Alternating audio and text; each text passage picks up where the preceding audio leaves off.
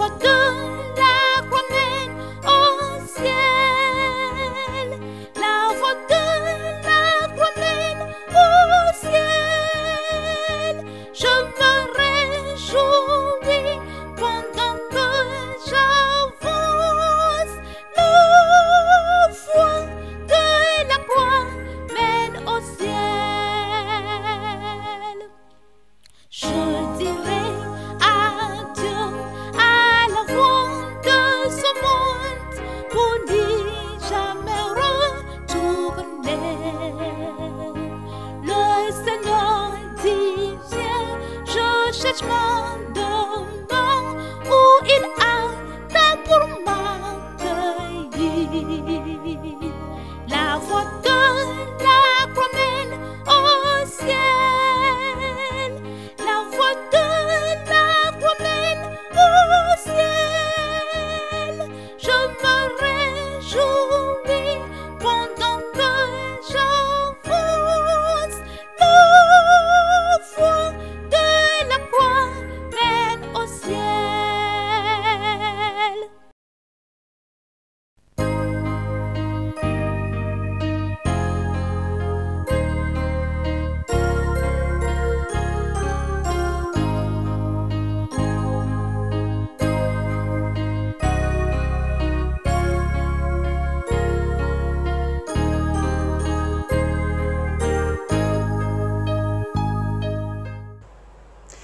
Prions.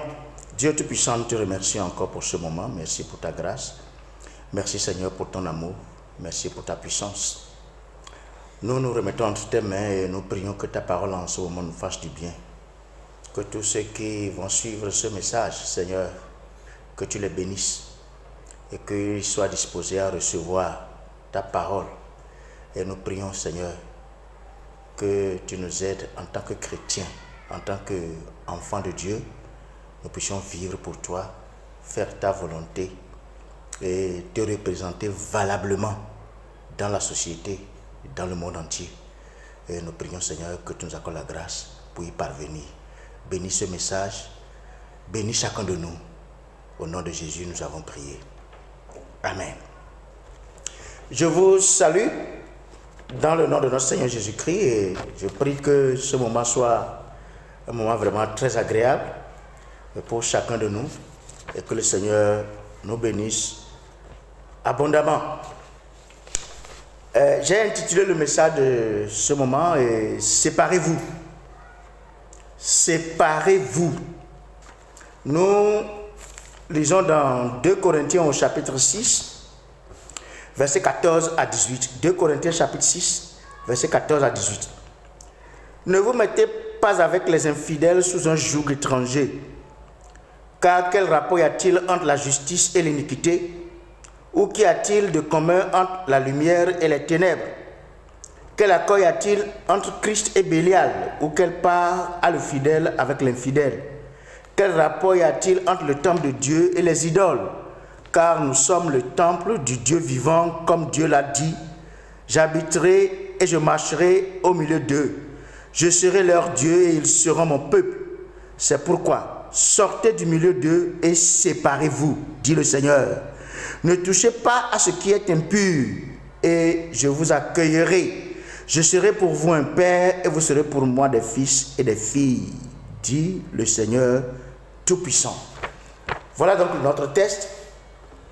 Le message est intitulé « Séparez-vous ». Nous sommes dans un monde où la civilisation a perdu ses repères, la civilisation a perdu ses valeurs. Le monde aujourd'hui est dominé par l'argent, le monde est dominé par l'économie. La vie n'est plus liée aux valeurs morales. La vertu n'est plus recherchée. Et le monde est devenu ainsi une planète en déconfiture. Voilà. Tous les secteurs sont pollués par le mal. La corruption, le péché et toutes sortes de vice. Et vous ne pouvez pas imaginer comment le péché domine et sévit dans le monde aujourd'hui. Les hommes se livrent à des vices contre nature. Et face à cette situation, nous les chrétiens, que devons-nous faire? Qu'est-ce que nous devons faire en tant que disciples de Christ? Lisons dans Ésaïe, au chapitre 52, Ésaïe 52, lisons le verset 11. Ésaïe 52, verset 11. Il a dit, partez, partez, sortez de là, ne touchez rien d'impur, sortez du milieu d'elle, purifiez-vous, vous qui portez les vases de l'Éternel. Dieu a toujours prévu que ses enfants constituent un peuple à part. Un peuple qui soit un modèle pour tous les peuples du monde. Les enfants de Dieu sont un peuple à part. Un peuple séparé des autres peuples. Un peuple qui est fait représentant de Dieu dans le monde. Lisons dans Ézéchiel, toujours dans l'Ancien Testament, Ézéchiel, au chapitre 20, Ézéchiel chapitre 20, le verset 41. Ézéchiel 20, verset 41. Je vous recevrai comme un parfum d'une agréable odeur quand je vous aurai fait sortir du milieu des peuples et rassembler des pays où vous êtes dispersés. Et je serai sanctifié par vous aux yeux des nations. Voilà. Nous sommes dans le monde, mais nous ne sommes pas du monde. Dieu nous a rachetés parmi les peuples du monde où nous étions dispersés. Il nous a rachetés pour en faire son peuple. Pour en faire son peuple. Un peuple acquis. Un peuple à part. Et maintenant, il nous revient à nous de nous séparer. C'est pour dire que vous devez vous séparer du mal qui est dans le monde. Le chrétien que vous êtes, vous devez vous séparer de la convoitise du monde, vous séparer de l'orgueil de la vie et des abominations des nations. Le chrétien ici sur terre, il est là pour promouvoir la sainteté de Dieu. Regardez bien le passage. Et je serai sanctifié par vous aux yeux des nations. C'est ce que Ézéchiel dit.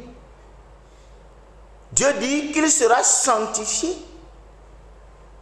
par son peuple aux yeux des nations. Vous êtes dans le monde pour sanctifier Dieu aux yeux du monde. Sanctifier Dieu dans votre milieu où vous êtes. Vous vivez pour promouvoir la sainteté de Dieu. Vous vivez pour promouvoir la crainte de Dieu dans la société. Vous vivez pour promouvoir la fidélité de Dieu, la justice de Dieu. Vous vivez pour promouvoir la gloire de Dieu dans notre monde. C'est pourquoi séparez-vous. Et dans ce message, nous allons parler de la vie sans Christ. Ça c'est 1. 2, les voies séparées. Les voies séparées. Quand on en arrivera là, vous allez comprendre. Et 3, la vie avec Christ. Maintenant que nous sommes ici sur terre. Et donc, la vie sans Christ, c'est ce que nous sommes en train de dire. La vie sans Christ. Nous étions tous sans Christ, sans Dieu. Nous étions tous morts dans nos péchés et dans nos offenses. C'est ce que la Bible dit. Éphésiens chapitre 2, verset 1 à 3. Éphésiens chapitre 2, verset 1 à 3. Vous étiez morts par vos offenses et par vos péchés, dans lesquels vous marchiez autrefois selon le train de ce monde, selon le prince de la puissance de l'air, de l'esprit qui agit maintenant dans les fils de la rébellion. Nous tous aussi, nous étions de leur nombre et nous vivions autrefois selon les convoitises de notre chair, accomplissant les volontés de la chair et de nos pensées, et nous étions par nature des enfants de colère comme les autres. Ici, il est parlé de la vie sans Christ, la vie avant qu'on ne connaisse Christ. Vous étiez morts par vos offenses et par vos péchés, dans lesquels vous marchiez autrefois, quand vous n'étiez pas encore chrétien, quand vous n'étiez pas encore converti. Voyez? Les offenses et les péchés dans lesquels vous marchiez autrefois selon le train de ce monde, selon la vie de ce monde, selon la manière de vivre des gens de ce monde. Oui, c'est cette vie-là que chacun avait, chacun fait ce qu'il veut. Personne ne vivait pour Dieu, personne ne connaissait le Seigneur, et chacun fait ce qui lui plaît. Voilà, et ainsi, on était morts. Morts. La vie sans Christ est une vie sans vie. Oui, comprenez ça. La vie sans Christ est une vie sans vie. Oui, sans la vraie vie, sans la vie de Dieu. Quand les hommes vivent sans Christ, en fait, ils ne vivent pas. Ils sont morts. Sans Christ, vous êtes cadavre. Voilà. Sans Christ, vous êtes cadavre. La vie sans Christ est une vie qui est sous l'empire du péché et qui n'a pas autorité ni sur le diable, ni sur le monde, ni sur la chair. Dans Matthieu chapitre 7, nous lisons verset 13. Matthieu chapitre 7, verset 13. Entrez par la porte étroite, car large est la porte, spacieux est le chemin qui mène à la perdition, et il y en a beaucoup qui entrent par là. La vie sans Christ, c'est la mort, c'est la perdition. La vie sans Christ, ça, c'est sur le boulevard. Le boulevard qui mène à la perdition. Le chemin spacieux. Oui, vous allez à l'église, vous lisez la Bible, vous jeûnez, vous priez, mais cela ne signifie pas que vous êtes sur le bon chemin. Oui. La question qu'il faut se poser, c'est comment est-ce que nous vivons? Comment est-ce que vous vivez? Comment vivez-vous? C'est ça la grande question. La chrétienté qui vous laisse vivre en harmonie avec le monde ne vient pas de Dieu. Beaucoup de gens aujourd'hui optent pour une vie chrétienne facile, une vie chrétienne complaisante, sans restriction, sans effort et sans discipline. La vie sans Christ laisse à chacun la possibilité de faire ce qu'il veut. C'est ça. La vie sans Christ vous laisse insensible à la grâce de Dieu. Vous ne pouvez pas être sensible à la grâce de Dieu et ne pas vous séparer du péché. quelqu'un qui est sensible à la grâce de Dieu ne peut pas se permettre de vivre dans le mal, dans la corruption, dans le péché, dans les convoitises, dans l'adultère, dans la fornication, dans le mensonge. Quand vous mentez, est-ce la sensibilité à la grâce de Dieu, ça? Point numéro 2, très important, les voies séparées. Les voies séparées, toujours dans Matthieu chapitre 7. Nous lirons versets 13 et 14. Matthieu chapitre 7, les versets 13 et 14. Entrez par la porte étroite, car large est la porte, spacieux le chemin qui mène à la perdition, et il y en a beaucoup qui entrent par là. Verset 14. Mais étroite est la porte, resserrez le chemin qui mène à la vie, et il y en a peu qui les retrouvent. Vous comprenez ça?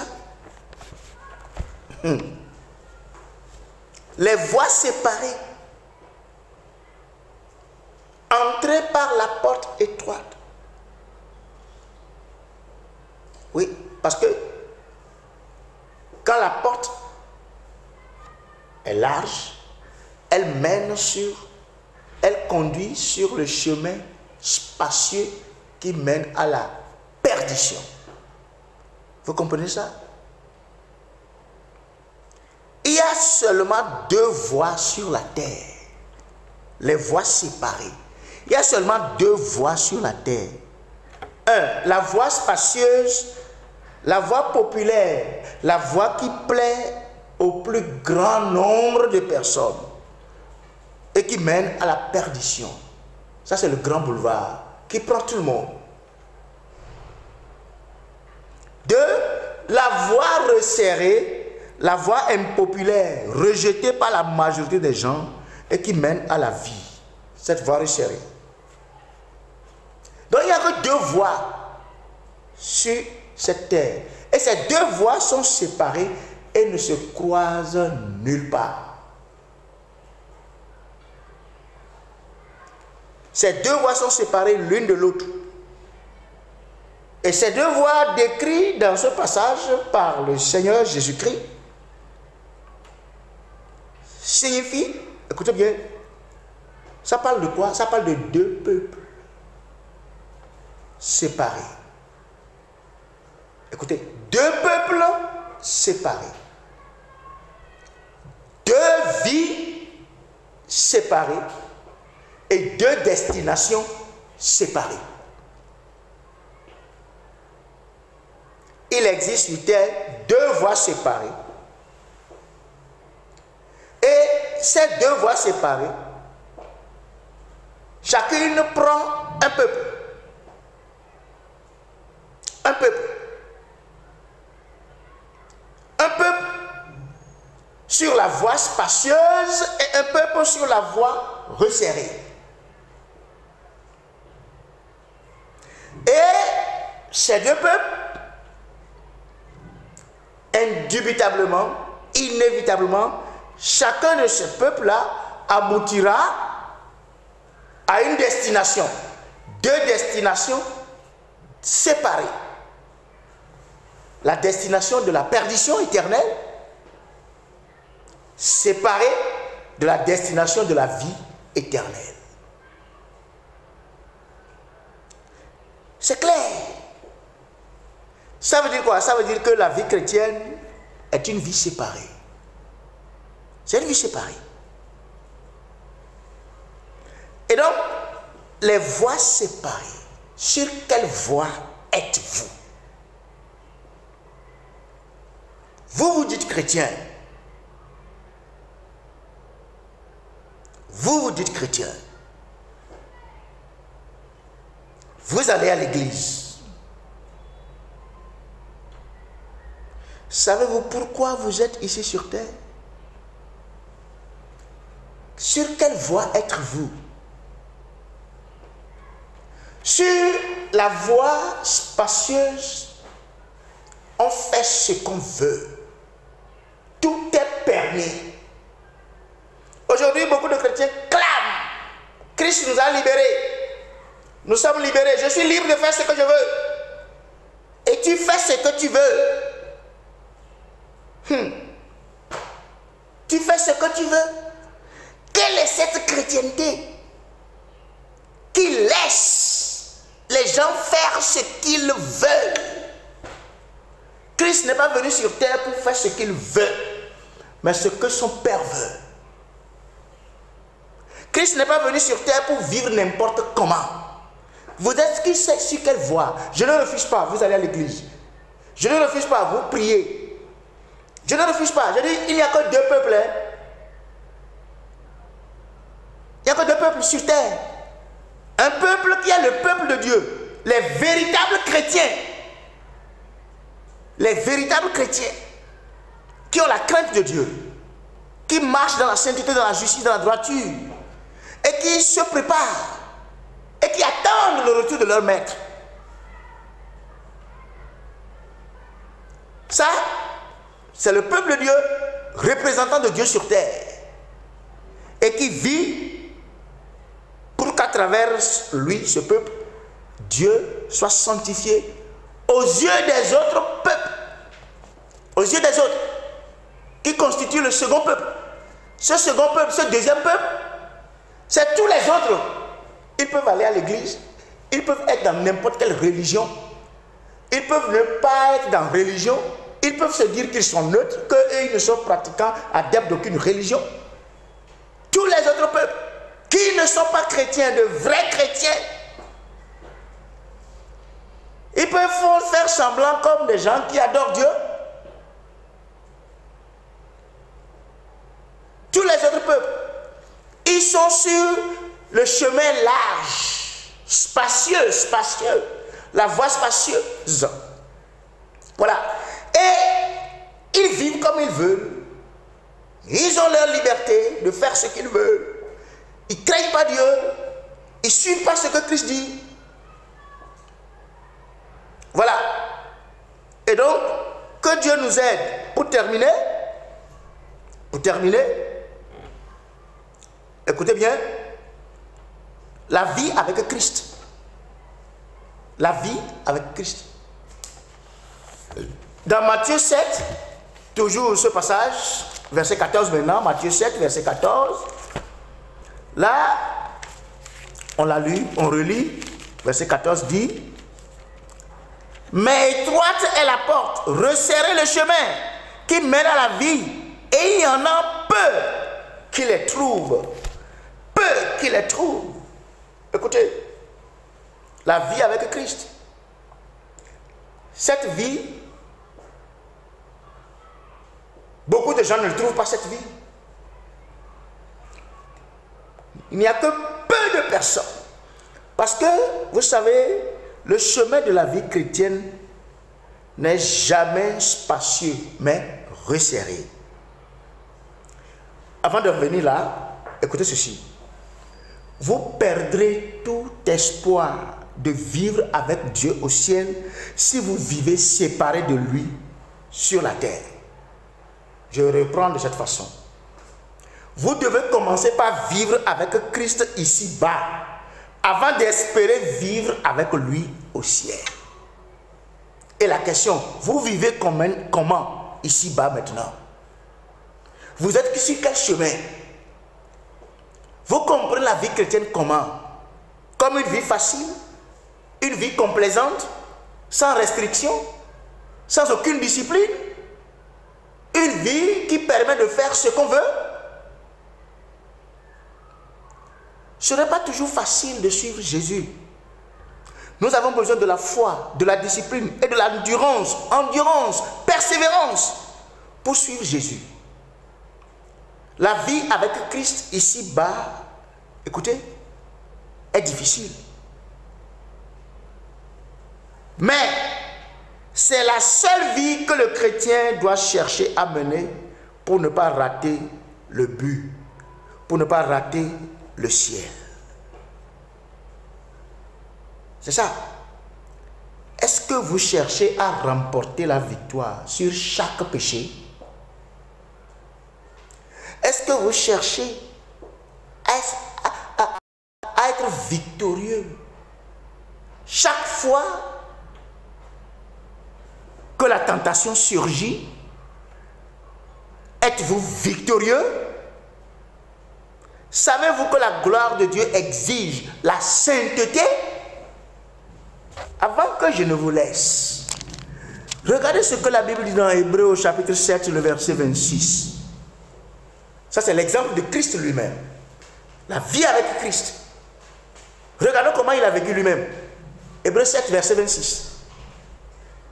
Il nous convenait, en effet, d'avoir un souverain sacrificateur comme lui, c'est-à-dire un souverain sacrificateur comme Christ, qui est comment? Saint, innocent, sans tache, séparé des pécheurs et plus élevé que les cieux. Christ, le sauveur de l'humanité, il est venu sur terre et il a mené une vie donnée. Oui. Saint, innocent. Vous ne le verrez s'impliquer dans quoi que ce soit. Innocent. Que ce soit Hérode, que ce soit Pilate, ils ont trouvé qu'il est innocent, qu'il n'a rien fait. Oui. Saint, innocent, sans tache, séparé des pécheurs, c'est-à-dire que sa vie est différente de la vie des pécheurs. Il ne fait pas ce que les pécheurs font. Voilà. Sa vie, c'est une vie séparée de la vie du mal, du péché, de convoitise. Vous voyez, cette vie ici sur terre corrompue, sa vie est séparée et plus élevée que les cieux. C'est pourquoi sortez du milieu d'eux et séparez-vous, dit le Seigneur. Ne touchez pas à ce qui est impur et je vous accueillerai. C'est ce que le Seigneur nous demande. Mes frères, mes soeurs, séparez-vous. C'est ça ou rien. C'est ça ou rien. Séparons-nous. Vivons comme Dieu veut. Soyons des chrétiens, de véritables représentants du Seigneur. Quand nous prêchons la parole, quand nous évangélisons, quand nous voulons que les gens se convertissent. Quelle vie menons-nous? Sur quel chemin sommes-nous? Quand nous invitons les gens à venir à Christ, nous voulons les placer sur quel chemin? Quel est le modèle que nous montrons? Quel est l'exemple que nous donnons?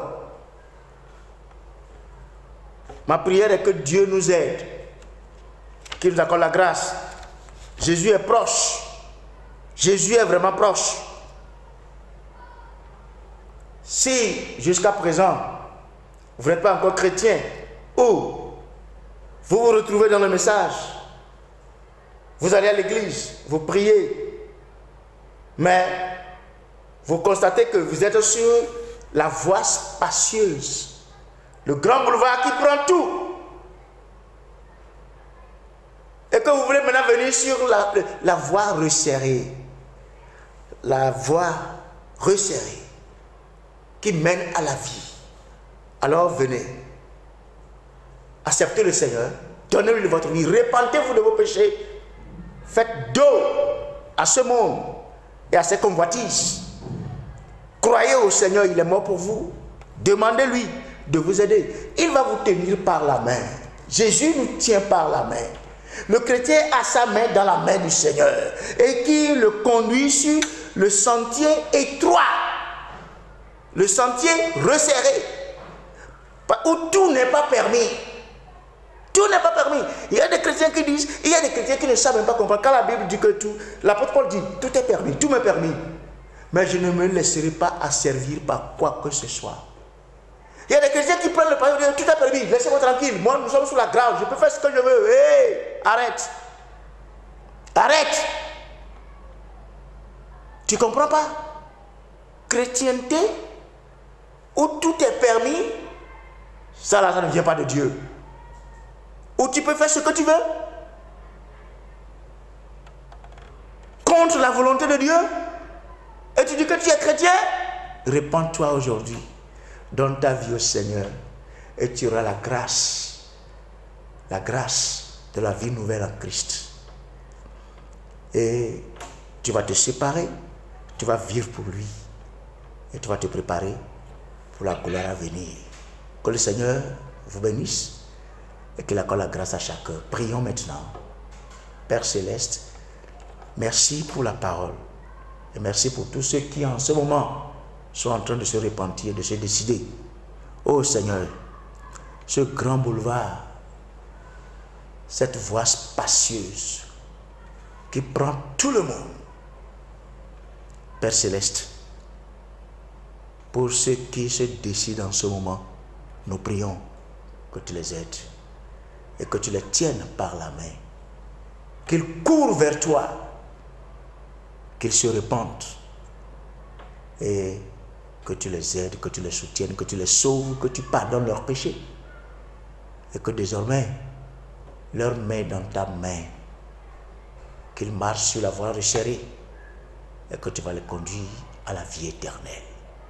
Bénis ta parole dans nos cœurs, continue de nous protéger et de nous parler et de nous préparer pour la gloire à venir. Merci notre Dieu, au nom de Jésus, nous avons prié. Amen, amen, amen. Que Dieu vous bénisse.